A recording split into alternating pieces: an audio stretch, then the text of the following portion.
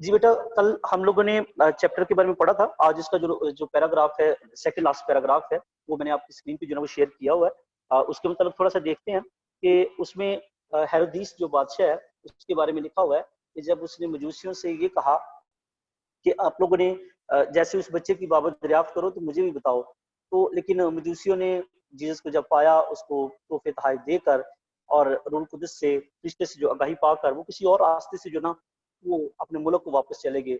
जब हेरोदिस बादशाह को इस बात का पता चलता है तो हेरोदिस बादशाह जो है वो क्या करता है, वो उसका गुस्सा जो ना बढ़ता है और वो हुक्म जारी करता है कि बैतलहम की जो सरहद है, ठीक है, उसके अंदर जितने भी 2 साल या इससे छोटे बच्चे हैं उन सबको कत्ल करवा दिया जाए, क्योंकि उसको ये था कि ये मजूसी बड़ी दूर दराज से आए हुए हैं। क्योंकि कहा जाता है कि कोई एक मिस्र का भी था मजूसी। तो उसने कहा ये सारे जो ना हो सकता है इनको पता नहीं कितना अर्सा लग गया चलते चलते, तो बच्चा ये ना हो कि वो थोड़ा बड़ा हो गया, और इसलिए उसने 2 साल तक का जो टारगेट बनाया कि 2 साल तक के बच्चों को जो ना वो कत्ल करवा दिया जाए। अब जब उसने ऐसा किया तो खुदावन का फरिश्ता जो ना वो हजरत यूसुफ पर जो ना वो दोबारा जाहिर होते हैं और उनके पास आकर उनको बताते हैं और उनको कहते हैं कि ऐसा करो कि आप इस बच्चे को जो ना वो लेकर, इसकी माँ और बच्चे को लेकर अब मिस्र को भाग जाओ, और जब तक मैं ना हुक्म करूं वहीं पे रहना, ताकि हेरोदिस जो ना इस बच्चे को क्या ना कर दे, इसे हलाक ना कर दे। तब यूसुफ बच्चे और उसकी माँ को साथ लेकर क्या हो गया, मिस्र को रवाना हो गया। अब लास्ट पैराग्राफ है, उसमें थोड़ा सा हेरोदिस के बारे में पढ़ते हैं कि हेरोदिस और क्या जो ना वो कर सकता था, और उसने करने की कोशिश भी की। हेरोदिस जो कि नहायत शकी और जालिम बादशाह था, उसका गुस्सा भटका और उसने सिपाही भेजकर बैतलहम और उसकी सरहदों के अंदर उन तमाम लड़कों को कत्ल करवा दिया जो 2 बरस या इससे छोटे थे। वो मासूम बच्चों को कत्ल करवाने की वजह से तारीख में कताल के नाम से मशहूर हुआ। इस तरह जो अरमिया नबी की मार्फत कहा गया था वो पूरा हुआ कि रामा में नोहा और तल्ख जारी की आवाज़ सुनी गई, राखल अपने बच्चों पर रो रही है और उनकी बाबत तसल्ली पजीर नहीं होती क्योंकि वो है नहीं। यूं अहद में खुदा यीशु मसीह की पैदाइश के बारे में अम्बिया की तमाम पेशन गोइयाँ जो है वो पूरी हुई। कल हमने देखा था कि 400 से जायद जो ना वो पेशन गोइयाँ थी, तकरीबन 400 के करीब जो ना वो पेशन गोइयाँ थी जो खुदा यीशु मसीह के हक में जो ना वो उनके पैदा होने से पहले जो ना वो पेश की गई, बयान की गई, और नए अहदनामे में हम उन पेशन गोइयों को पूरा होते हुए देखते हैं। ये जो चैप्टर है इसमें जीसस की जो पैदाइश है उसके मुतालिक हमने सीखा और उसके मुतालिक जो ना वो जाना। अभी हम ऐसा करेंगे कि इसी चैप्टर के जो मॉडल पेपर है उस मॉडल पेपर को जो ना वो सॉल्व करेंगे, और इस मॉडल पेपर को सॉल्व करने के लिए मैं ये चाहूँगा कि आप लोग अपनी पेंसिल और अपना जो पेन है उसको, नोटबुक जो है उसको रेडी कर ले, ताकि जब हम इसको लिखें, मैं कोशिश करूंगा थोड़ा आहिस्ता ही आपको करवाऊं ताकि आपको सारी चीज़ों की जो है वो समझ भी आए। ये शाम तक आप तक पहुंच भी जाएगा, और आपके पास बुक्स हैं तो बुक से भी जो है ना वो आप टैली कर लीजिएगा। कोई वर्ड नहीं आता तो इतना परेशान होने की ज़रूरत नहीं है आपको। ये आपकी स्क्रीन पे जो है ना वो टेस्ट सबक नंबर 4 जो है वो आ गया, आप इसको देखें। पहला जो है क्वेश्चन है, दुरुस्त जवाब के गिर्द दायरा लगाएं। तो पहला है, इशाया नबी ने कितने बरस पहले खुदा यीशु मसीह की पैदाइश की पेशन गोई की थी? इसका जो आंसर है वो सेकंड वन है, 700 साल। सेकंड ऑप्शन है 700। हमारी पैदा होने से पहले बेटे का क्या नाम रखेगी? तो इसका लास्ट वन आंसर है इमैनुअल। आप ऐसे नंबरिंग कर लिया करें, 1 2 3 10 तक नंबरिंग लिख के उसके आगे सिर्फ आंसर, पहले का जो ना सेकंड वन है उसके आगे 2 लिख लें, दूसरे के आगे 3 लिख लें क्योंकि उसका थर्ड वन आंसर है। मीका नबी की पेशन गोई के मुताबिक खुदा यीशु मसीह को कहाँ पैदा होना था? बैतलहम में। फर्स्ट वन, एक लिख लें इसके सामने। बैतलहम का कदीम नाम क्या था? इफ्राता। सेकंड वन, बैतलहम का कदीम नाम क्या था? इफ्राता। सेकंड वन, इफ्राता के मायने क्या हैं? फलदार। इफ्राता के मायने क्या है? फलदार। Second one. सिक्स वन है, ये कुमारी फलस्तीन के किस शहर में रहती थी? नासरत। फर्स्ट वन, कुमारी का नाम क्या था? मरियम। First one. सेवंथ वाले का फर्स्ट वन। मरियम। 8th है, जिब्राइल फरिश्ता कौन से महीने मरियम के पास आया? छठे महीने में, फर्स्ट वन। नामा है, फरिश्ते के कलाम से मरियम को क्या हुआ? घबरा गई, फर्स्ट वन इसका भी आंसर है। फरिश्ते ने मरियम को बच्चे का क्या नाम रखने को कहा? यीशु, सेकंड वन।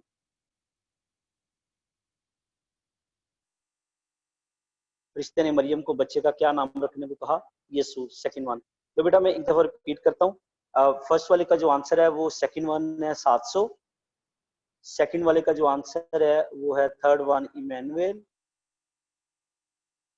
थर्ड वाले का जो आंसर है वो फर्स्ट वन है बेथलेहम।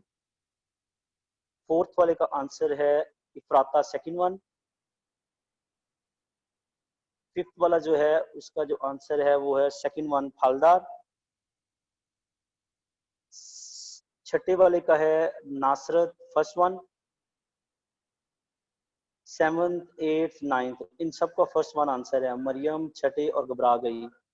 और जो 10वें वाला है उसका सेकंड वन आंसर है यीशु। ये बेटा ये जो खाली जगह है, नेक्स्ट जो क्वेश्चन है इसमें मे बी ब्लैंक थोड़ी छोटी हो और इसमें ना 2-3 वर्ड जो ना वो इकट्ठे आने हैं, जैसे ए मरियम ना डर।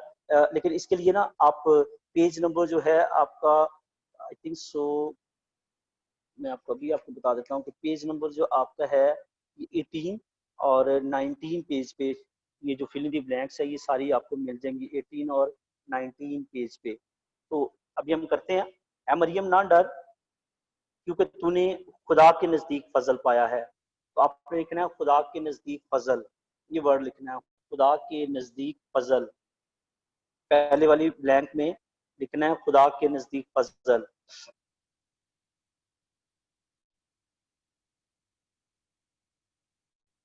और देख तू हामला होगी और तेरे बेटा होगा और तू उसका नाम यस्सु रखना, वो बड़ा होगा और हक ताला का बेटा, हक ताला का बेटा, ब्लैंक पे लिखना है हक ताला का बेटा।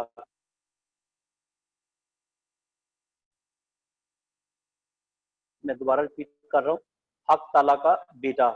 अगर किसी बच्चे को नहीं पता चलता तो अपनी बुक से पेज नंबर 18 पे जो ना वो 18 और 19 पे ये वर्ड लिखे हुए हैं, अब वहां से देख के भी लिख सकते हैं।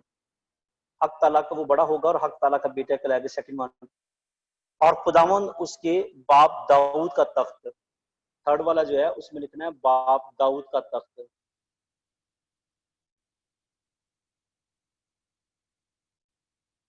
बाप दाऊद का तख्त।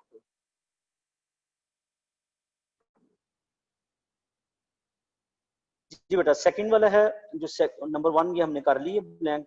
नंबर टू वाले में जहाँ पे नंबर टू लिखा हुआ है वहां पे देखें, अरुल कुदस तुझ पर नाजिल होगा, ब्लैंक पे लिखना है रूहुल कुदस।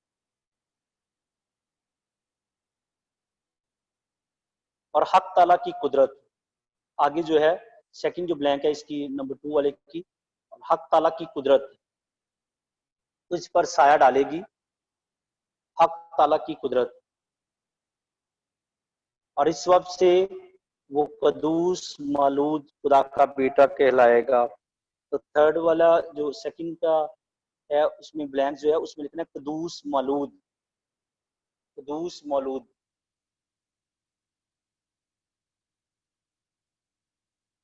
कदूस मालूद। थर्ड वाली बेटा जी हम लोग कर रहेंगे अभी।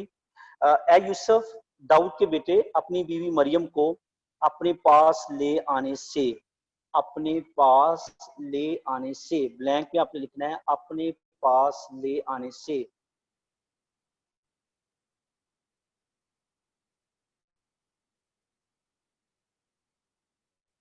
जी, क्योंकि जो उसके अंदर पैदा किया गया है वो ब्लैंक में लिखना है रूहुल कुदस से है, रूहुल कुदस से, रूहुल कुदस से। और उससे बेटा होगा और तू उसका नाम यस्सु रखना क्योंकि वो अपनी उम्मत को उनके गुनाहों से, ब्लैंक पे आपने लिखना है उनके गुनाहों से बचाएगा, उनके गुनाहों से बचाएगा।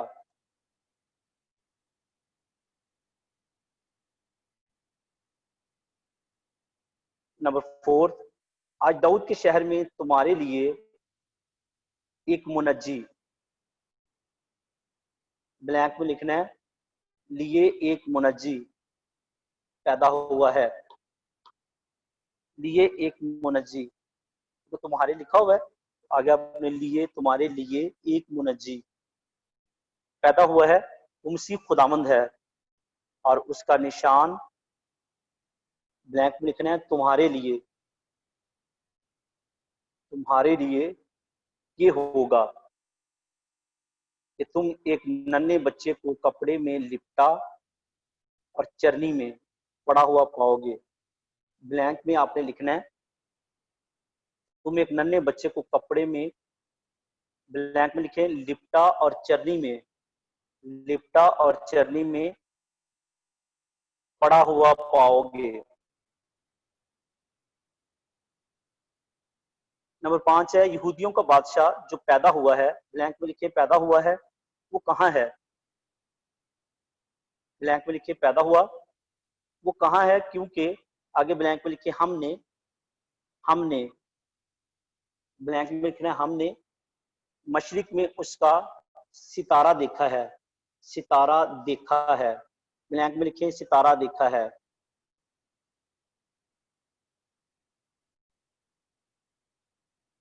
जी बेटा, आगे नेक्स्ट क्वेश्चन है, जी में निशानदही करें कि किसने ये अल्फाज किससे कहे थे। ये आगे आपने बस वर्ड लिखना है कि किसने किससे कहे थे। सलाम ए पुरफजल, खुदावंद तेरे साथ है, औरतों में मुबारक है। ये आगे, इसके आगे आपने लिखना है जिब्राइल फरिश्ते ने, जिब्राइल फरिश्ते ने।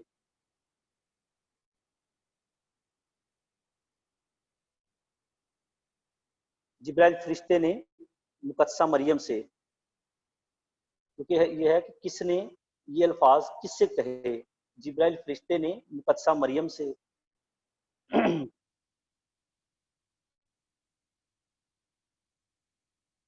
सेकंड वाला है, देख मैं खुदावंद की बंदी हूँ, मेरे लिए तेरे कॉल के मुआफिक हो। मुकद्दसा मरियम ने जिब्राइल फरिश्ते से, अब ये उल्ट हो गया ना, पहले जिब्राइल फरिश्ते ने मुकद्दसा मरियम से, फिर मुकद्दसा मरियम ने जिब्राइल फरिश्ते से। थर्ड है, आओ हम बैतलहम को जाएं और इस बात को देखें जो हुई है और जिसकी खुदावंद ने हमें खबर दी है। चरवाहों ने आपस में, आओ हम बैतलहम को जाएं और इस बात को देखें जो हुई है और जिसकी खुदावंद ने हमें खबर दी है। चरवाहों ने आपस में, आंसर इसका लिखना आपने, चरवाहों ने आपस में।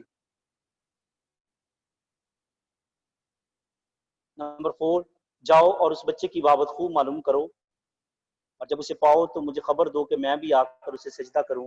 हेरोदीस ने मजूसियों से, हेरोदीस ने मजूसियों से। नंबर 5, उठ बच्चे और उसकी मां को साथ लेकर मिस्र को भाग जा और वहां रह जब तक मैं तुझे ना कहूं। फरिश्ते ने मुकद्दस यूसुफ को, फरिश्ते ने मुकद्दस यूसुफ को।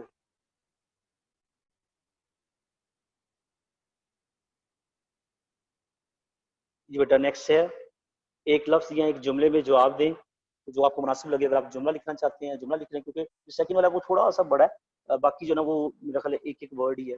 अहद अतीक में खुदा यीशु मसीह के बारे में कितनी पेशन गोइयां पाई जाती हैं? 400, तकरीबन 400 वर्ड आप लिख रहे हैं, तकरीबन 400। आगे सेकंड वाला है, इशाया नबी ने खुदा यीशु मसीह की पैदाइश के बारे में क्या पेशन गोई की थी? ये आपको पता ही है, पेज नंबर 18 पे जो ना आपको मिल भी जाएगा। देखो एक कुंवारी हामला होगी और उसके बेटा होगा और वो उसका नाम इमैनुएल रखेगी। ये आप उधर से देख के भी लिख सकते हैं। देखो एक कुंवारी हामला होगी और उसके बेटा होगा और वो उसका नाम इमैनुएल रखेगी। थर्ड वाला बेटा जो इसके नीचे ही है, वो नंबरिंग जो ना उन्होंने थोड़ी सी by mistake printing I think so issue हुआ कोई, लिखा हुआ है मुकद्दसा मरियम कहाँ की रहने वाली थी? नासरत की। जो आगे ब्लैंक है उसमें लिख लें, नासरती। आगे है मुकद्दसा मरियम किस मर्द से ब्याही हुई थी? यूसुफ नामी मर्द से। यूसुफ नामी मर्द से। यसु नाम किसने तजवीज किया था? फरिश्ते ने। यसु नाम किसने तजवीज किया था? फरिश्ते ने। किसने बैतलहम और उसकी सरहदों के अंदर मासूम बच्चों को कत्ल करवाया? हेरोदीस ने। इसका आंसर है हेरोदीस ने। फिफ्थ वाला जो लास्ट वन है उसमें लिखा हुआ है मासूम शहीदों की ईद किस तारीख को मनाई जाती है? तो ये 28 दिसंबर। इसका आंसर आप लिखना है 28 दिसंबर।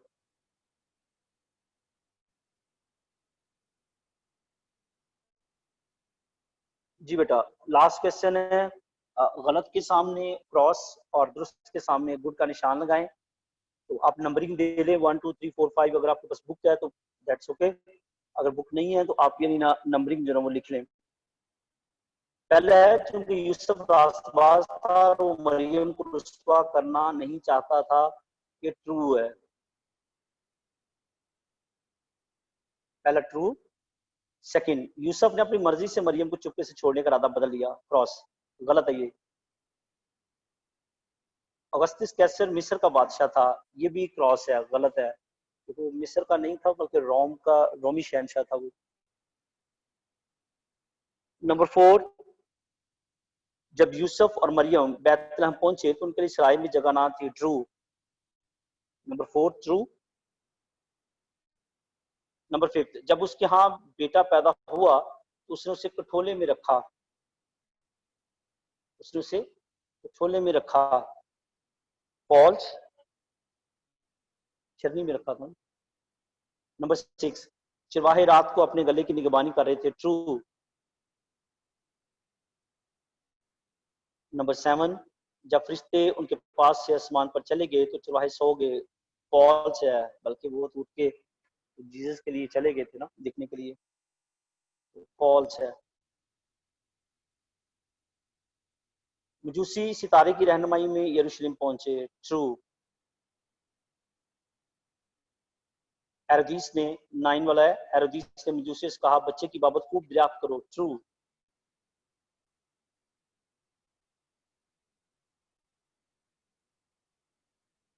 10, मजूसियों ने घर की दहलीज पर खड़े होकर तहाई पेश किए।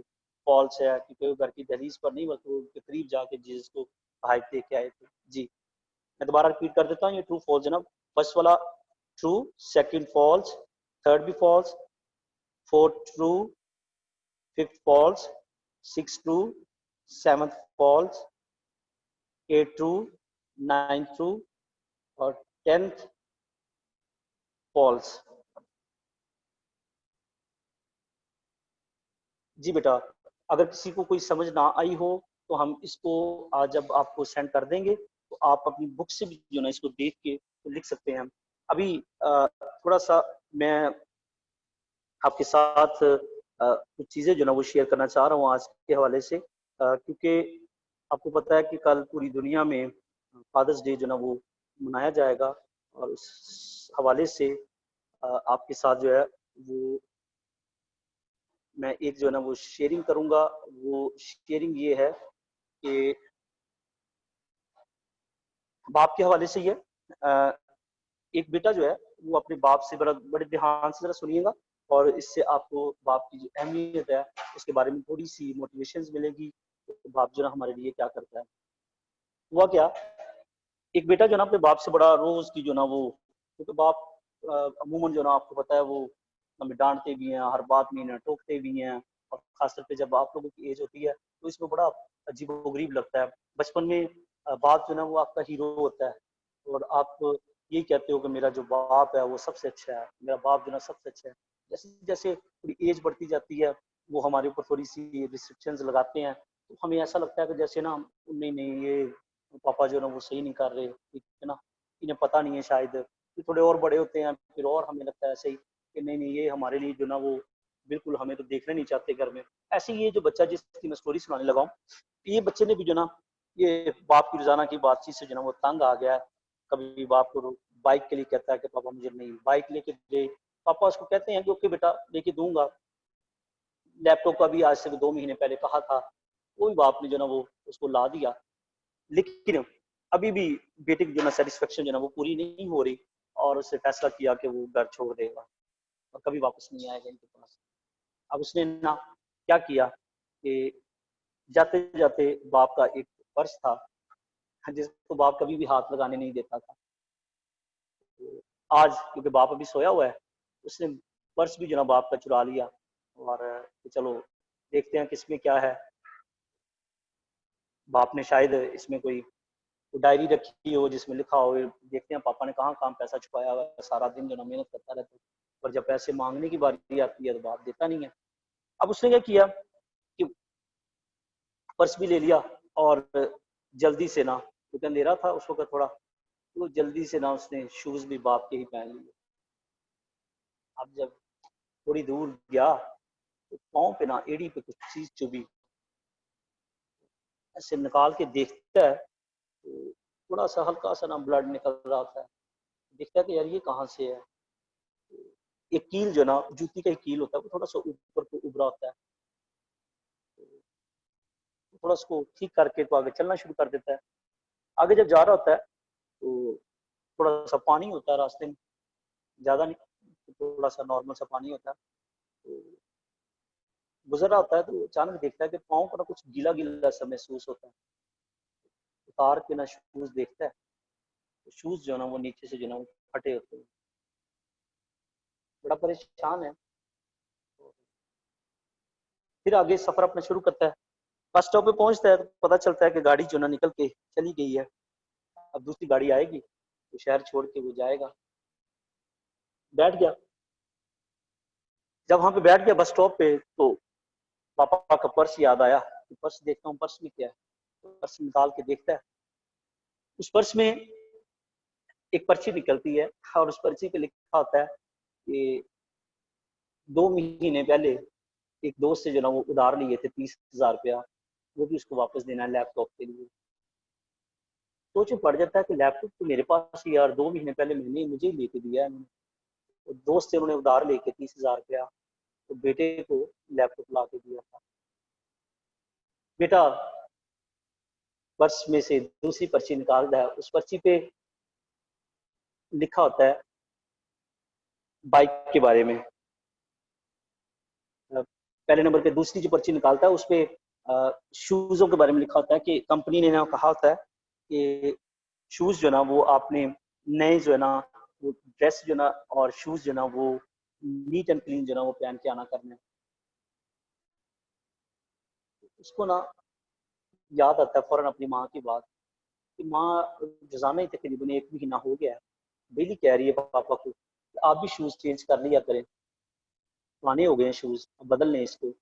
तो बाप यही कह देता है कि नहीं अभी गुजारा हो रहा है, कोई बात नहीं, ले लूंगा मैं।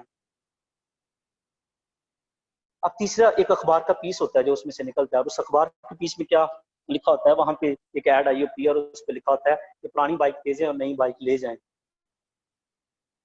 बेटे को फौरन जो ना वो याद आता है और वो भागा जाता है वापस। अभी भी उसके पाँव में वो जो कील अभी चुभ रहा है, लेकिन वो बगैर परवाह किए हुए जाता है। जब घर जाकर देखता है तो पेरेंट्स जो ना वो नहीं होते, शायद उसको ढूंढने गए हैं या किसी और काम से निकल गए हैं। तो क्या हुआ कि बेटे को याद आता है, कहता है वो मेरा ख्याल है रात को इसी बात से लड़ाई हुई थी बाइक की वजह से। तो पापा जो ना वो उधर ही गए होंगे, वो जो एड्रेस लिखा होता है वहां पहुंचता है और बाप को जाके देखता है तो बाप उधर लाइन में लगा होता है और जाके उनसे बातचीत कर रहा होता है कि भाई बाइक के लिए ना अपने नंबर का इंतजार कर रहा है। तो फौरन अपने बाप को बुलाता है और उसको गले लगा लेता है और रोना शुरू कर देता है। जब रोता है तो बाप को कहता है कि पापा आप घर चलें, मैं मुझे कुछ नहीं चाहिए, मैं अब आज से जो ना एक अच्छा इंसान बनूंगा और पढ़ लिख कर एक कामयाब इंसान बनूंगा। आपका जो ख्वाब है कि मैं इंजीनियर बनूं, मैं बन के दिखाऊंगा आपको। सो यहाँ पे बेटा स्टोरी जो ना खत्म हो गई है। मैं आप लोगों को जो इसका लेसन है वो ये देना चाहता हूँ कि बाप जो है ना नारियल की तरह होता है।